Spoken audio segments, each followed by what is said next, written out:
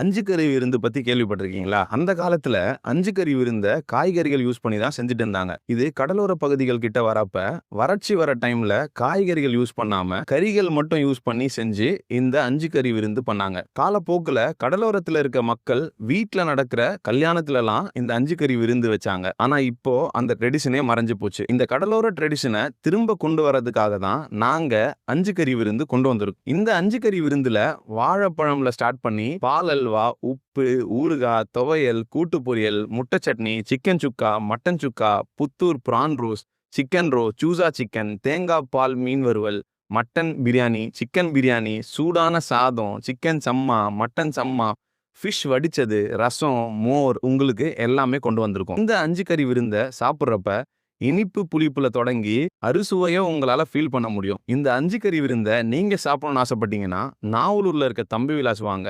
எங்க கிட்ட இருக்க ஆப்ஷன்ஸ்ல என்ன வேணுமோ அதை சூஸ் பண்ணி கேட்டு வாங்கி சாப்பிட்டு என்ஜாய் பண்ணுங்க.